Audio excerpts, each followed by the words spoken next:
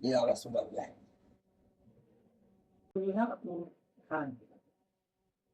আমি কথা শেষ হওয়ার পর আমি লোকটিকে বাড়ির উপরে নিয়ে এলাম। তখন দুপুর হয়ে গেছে, ভাবলাম আগে একটু খাওয়ানো হোক। একজন মানুষ যখন ক্ষুধার্ত থাকে তখন বড় বড় কথা নয়, এক প্লেট খাবারই তার কাছে বড় শান্তি।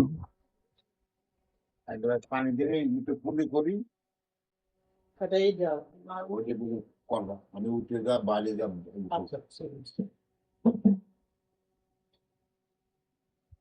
পরিবারের একজন সদস্য তার জন্য খাবার মেখে দিলেন। ছোট্ট এই সহযোগিতাটুকু তার জন্য অনেক বড় ছিল।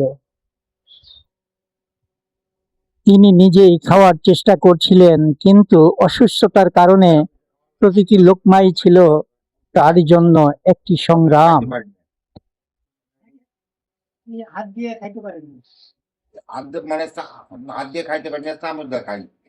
চামচ দিয়ে মাহাদা কেউ মাহাত দিতে পারে, ওইটা আর কি আস্তে আস্তে খাইতে পারি, তারপরে খাইতে পারি না। ইয়া রাসূলুল্লাহ। আল্লাহ।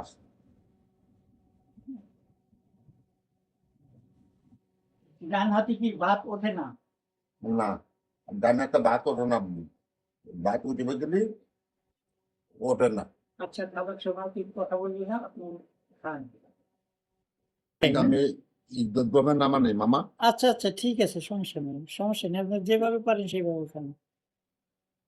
এই, এক গ্লাস পানি হাতে তুলে নেওয়াটাও আমাদের কাছে খুব সহজ, কিন্তু কিছু মানুষের জীবনে এই সহজ কাজটিও অনেক কঠিন হয়ে যায়।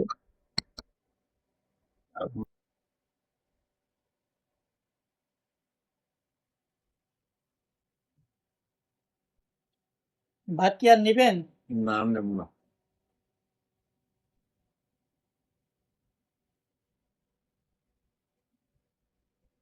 তার খাওয়া শেষ হলো, কিন্তু তার জীবনের সংগ্রাম শেষ হয়নি।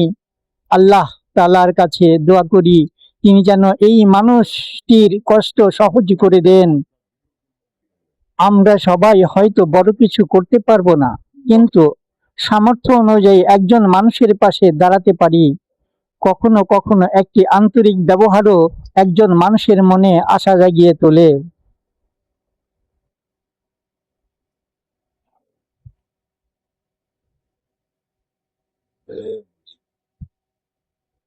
রসুল দরবারে মেহরবানি, আল্লাহ পাক তোমার দরবারে লাখ লাখ শুকর না, আমাদের তুমি দেখবে, তারপরে তো দেওয়া নাই।